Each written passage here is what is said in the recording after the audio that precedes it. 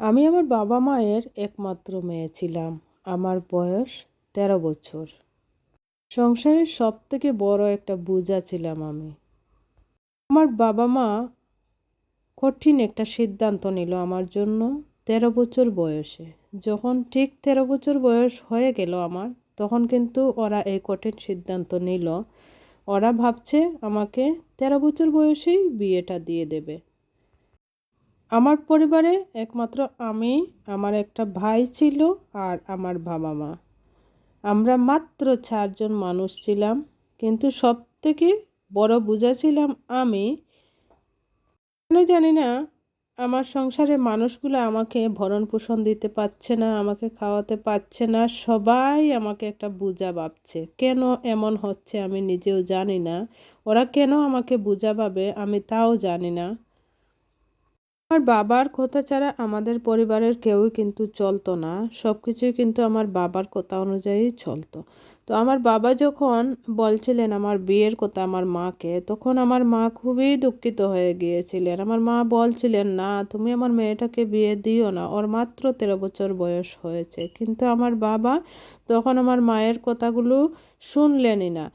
উনি শুনতেই চাচ্ছেন না যে আমাকে বিয়ে দেয়া যাবে না। এটা আমার বাবা কখনোই ভাবতে পারছে না। আমার বাবা একটাই কথা ছিল যে আমি ওকে বিয়ে দিয়ে দেব। এটাই আমার বাবা যেটাই বলেছেন সেটাই করেছেন। উনি সবসময়ই একটু এরকমই ছিলেন। আমার বাবা কখনো বুঝতেই রাজি না যে আমার বিয়ের বয়সটাও হয়নি। মাত্র ১৩ বছর বয়সে এই মেয়েকে বিয়ে দিলে এটা কি করে সংসার করবে? এটাই কিন্তু আমার বাবা বুঝেনি। আমার বাবা কখনোই বুঝতেন না যে ছোট বাচ্চাকে বিয়ে দিলে ওই বাচ্চাটা আরেকটা সংসারে গিয়ে কি করে সংসার করবে। আমার বাবা কিন্তু এটা কখনোই বোঝেননি। আমার মা কিন্তু অনেক বোঝাতে চেয়েছিলেন, কিন্তু বাবাকে কোনোভাবেই বোঝানো সম্ভব হচ্ছে না। বাবা বুঝতেই রাজি না। আমাকে সেই অজপাড়া গ্রাম থেকে বিয়ে দিয়ে আমাকে খুবই দূরে বিয়ে দেয়া হলো, অন্য আরেকটা জায়গায়, অন্য আরেক বাড়িতে। শ্বশুর বাড়িতে গেলাম, নতুন মানুষদের দেখলাম। সেই জায়গাতে আমিও কমপ্লিটলি নতুন ছিলাম।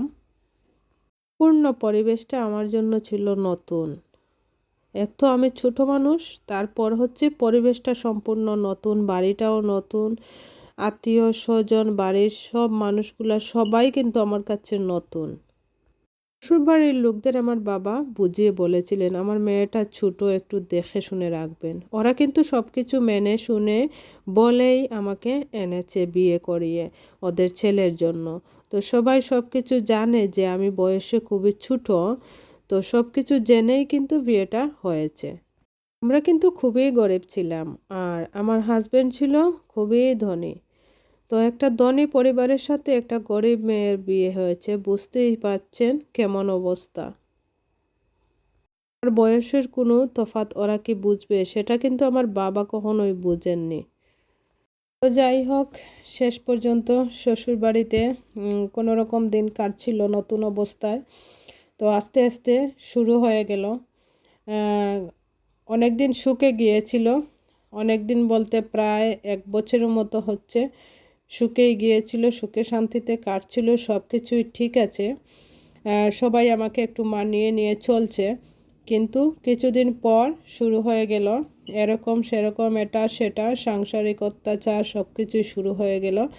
তো হাজব্যান্ডের কাছে সবাই কিন্তু শুধুই কথা বলতো, এটা সেটা লাগাতো আমার হাজব্যান্ডের সাথে, আমি ভালো না, আমি এরকম না, আমি ওরকম না।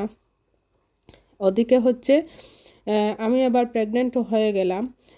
সংসারে ঠিকমতো কাজকর্ম করতে পারতাম না, সবাইকে সময় দিতে পারতাম না। আমার শরীরটা তেমন একটা ভালো থাকতো না। কখনো কখনো শুয়ে পড়তাম, কখনো কখনো একটু বসে বসে কাজকর্ম করতাম, কখনো কখনো একটু হেঁটে হেঁটে কাজকর্ম করতাম। যেরকম করে পারতাম সংসার কোনো রকম চালাতাম। তো কোনো রকম করে চলছিল। আর ফ্যামিলির সবাই কিন্তু সেটা সহ্য করতে পারছিল না। সবাই কিন্তু সেটা ভালোভাবে মেনে নিতে পারছিল না।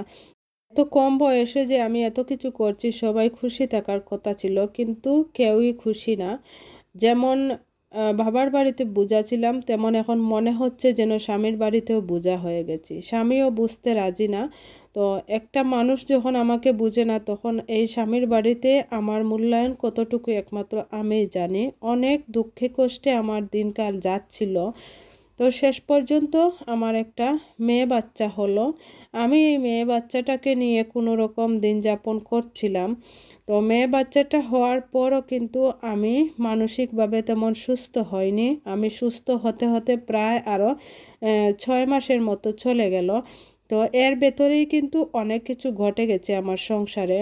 আমার স্বামী কিন্তু আবার বিয়ের একটা প্রস্তুতি নিয়ে নিয়েছে, কারণ ওর ফ্যামিলির সবাই হচ্ছে একদিকে আর আমি হচ্ছি একদিকে। ফ্যামিলির সবার কিন্তু সবার সাথে মিল আছে, সবার বন্ডিংটা খুবই ভালো ছিল। শুধু আমার সাথে ওদের বন্ডিংটা তেমন একটা ভালো ছিল না, কারণ আমি ঠিকমতো সংসারে কাজকর্ম করতে পারছি না।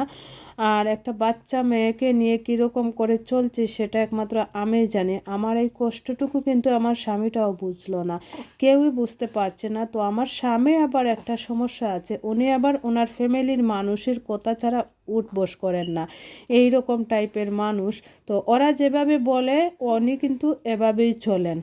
তো এইরকম করে চলছিল। তো কিছুদিন পর দেখা যাচ্ছে যে ওরা আমাকে অ্যাভয়েড করতে করতে করতে করতে এমন অবস্থায় দাঁড়িয়েছে যে ওরা আমার সাথে কথা বলাই বন্ধ করে দিয়েছে। এখন হচ্ছে এই ফ্যামিলিতে আমি আমার মনে হচ্ছে যে আমি একা একা চলছি, একা একা সব কিছুই করছি। কাউকে কিছু জিজ্ঞেস করলে ঠিকঠাক মতো উত্তর দেয় না, ঠিকঠাক মতো কেউ আমার সাথে কথাও বলতে চায় না।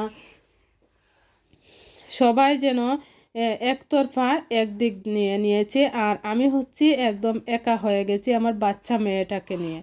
তো ওরা হচ্ছে সিদ্ধান্ত নিল শেষ পর্যন্ত যে আমাদের ডিভোর্সটা হয়ে যাবে। আমার স্বামীও বললেন। তো শেষ পর্যন্ত ডিভোর্স হয়ে গেছে। ওরা কিন্তু আমার বাচ্চা মেয়েটাকে রেখেই আমাকে ডিভোর্স দিয়ে দিয়েছে। আমি সেই দিক দিয়ে অসহায়, আরও অসহায় হয়ে গেলাম। কিছুদিন পর আমি ডিভোর্সের পরে কিন্তু চলে যাই বাবার বাড়িতে। আর তারপর হচ্ছে আমার মেয়েটাকে ওইখানেই কিন্তু আমার হাজব্যান্ড রেখে দিয়েছিল। আমার হাজব্যান্ড কিন্তু আবার আরেকটা বিয়ে করলো। বিয়ে করে আমার মেয়েটাকে নিয়ে আর নতুন বউকে নিয়ে বিদেশ চলে গেল।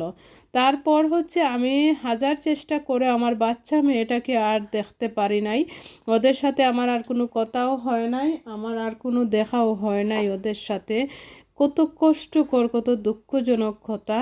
আর যদিও আমি আগেই বাবার বাড়িতে বোঝা ছিলাম, এখন আমি আর চাই না আমার বাবার বাড়িতে বোঝা থাকতে। আমি হচ্ছে কাজের জন্য চেষ্টা করছি। তো কিছুদিন পর হচ্ছে এরকম চলছিল। তারপর হচ্ছে একটা কাজ পেয়ে যাই, ছোট্টখাটো একটা অফিসে কাজ পেয়ে যাই। সেখানে হচ্ছে সকল নারীরা একসাথে কাজ করে। আমি কিন্তু সেখানেই জয়েন করলাম, সকলের সাথে কাজকর্ম করছি। দিনটা কিন্তু আমারও ভালো যাচ্ছে। তো এখন আমার মনে হয় না আমি বাবার বাড়িতেও বোঝা, আমার স্বামীর বাড়িতেও বোঝা। এখন আর কাউকে নিয়ে আমি এত ভাবি না। আমার মেয়েটাকে নিয়েও আমি কিন্তু ভাবাভাবি বাদ দিয়ে দিয়েছি, কারণ আমার মেয়েটা তো জানে না ওর মা কোথায় আছে, কি করছে। ও তো খুবই ছোটো থাকতেই কিন্তু ডিভোর্স হয়ে গিয়েছিল। ও তো বুঝতে পারবে না, ও কিন্তু ওর মায়ের কথা ভাববে না। ও যদিও বড় হয়ে গেলেও কিন্তু ওরা জানতে না দিলে ও জানতেই পারবে না আমি ওর মা। তো আমি ডিসিশন নিয়ে নিয়েছি, একেবারেই ডিসিশন নিয়ে নিয়েছি যে আমি সবাইকে ভুলে যাব। আর এখন আমার দিনকাল ভালোই যাচ্ছে, আমিও সুখে আছি, শান্তিতে আছি, আমারও একটা জীবন আছে। আমি কিন্তু আমাকে নিয়েই এখন চিন্তা করি, আমি আর কারো কথা ভাবি না। তো একটা বাসা ভাড়া নিয়েছি, ওইখানেই থাকি। যদিও আমার নিজের ইনকাম আছে, আমি কিন্তু নিজের ইনকামেই চলি, বাসা ভাড়া দেই আর বাসায় কিন্তু থাকি আর কাজকর্ম করি, আমার নিজের করে নিজের মতো চালিয়ে নেই। আর মাঝে মধ্যে বাবার বাড়িতে যাই, মা বাবাকে একটু দেখাশোনা করি। যদিও অনেক কষ্ট পেয়েছি জীবনে, কিন্তু তারপরও কি হবে, জীবনে শিক্ষা হয়ে গেছে। আর এই কষ্টের কারণে জীবনে কিন্তু এখন বুঝতে পারছি অনেকটা উন্নতি লাভ করেছি। পৃথিবীতে এইরকমই, একটু সফলতার মুখ দেখতে গেলে অনেকটা কষ্ট করতে হয়, অনেকটা সাফার করতে হয়। আর জীবনে উন্নতি করতে হলে কষ্ট পেতে পেতে হচ্ছে মানুষ একসময় সব কিছু মানিয়ে নিতে শিখে যায়। তো জীবনের এই সুন্দর স্টোরিটা হচ্ছে কোনো এক গরিবের মেয়ের কাহিনী। এটা আসলেই সত্যিকারের বাস্তব একটা ঘটনা। ভালো লাগলে অবশ্যই সাবস্ক্রাইব করবেন, চ্যানেলটাকে সাবস্ক্রাইব করে পাশে থাকবেন। সবাইকে অসংখ্য ধন্যবাদ পাশে থাকার জন্য। আপনারা অনেক অনেক সাপোর্ট করেন, সবসময় পাশে আছেন, এজন্য আপনাদেরকে অসংখ্য ধন্যবাদ। আরও বেশি বেশি করে সাপোর্ট করবেন, অনেক অনেক ভালোবাসা দেবেন। এই পর্যন্ত সকলের সুস্থতা কামনায় এখানেই শেষ করছি। দেখা হয়ে যাবে অন্য কোনো নতুন ভিডিওতে, সেই পর্যন্ত অপেক্ষায় থাকুন। জীবন কাহিনী নিয়ে অনেক ভিডিওই কিন্তু আপনারা পছন্দ করেছেন, আমার চ্যানেলে অনেক ভাইরাল ভিডিও আছে। আর আপনাদের জন্য আশা করছি আমি আরও নতুন নতুন অনেক ভিডিও তৈরি করব। সবাই ভালো থাকুন, আল্লাহ হাফেজ।